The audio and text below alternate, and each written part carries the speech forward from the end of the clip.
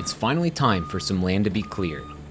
Being a 70,000-pound behemoth, Kellenberger Excavating's Cat 324E can't go across our bridge, so we take it down through our access road. My dad loves to tell everybody how it's basically a solid macadam road, because 35 triaxle loads of millings were poured onto it when the bridge was replaced a few years ago. But I'm half convinced he adds a load each time he tells that story, so who knows. Anyways, with a small detour around some true macadam, Don was able to get his excavator up to where he needed to start the job.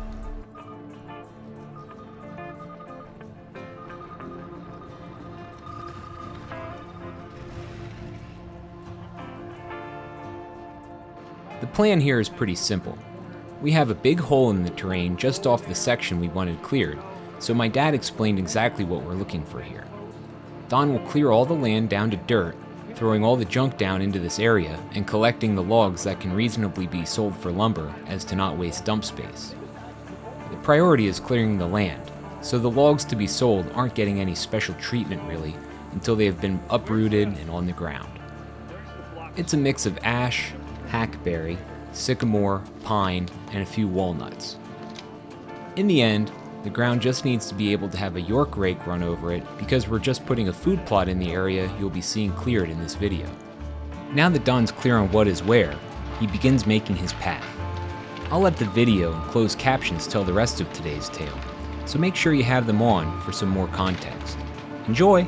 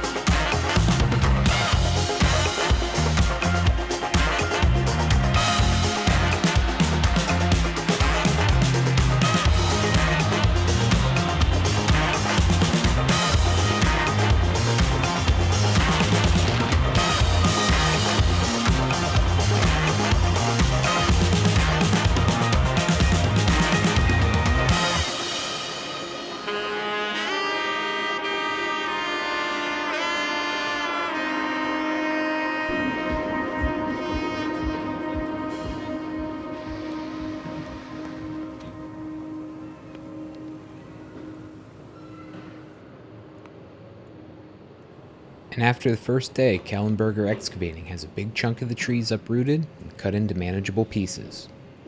I hope you enjoyed and be sure to tune in next time as we continue to clear this land.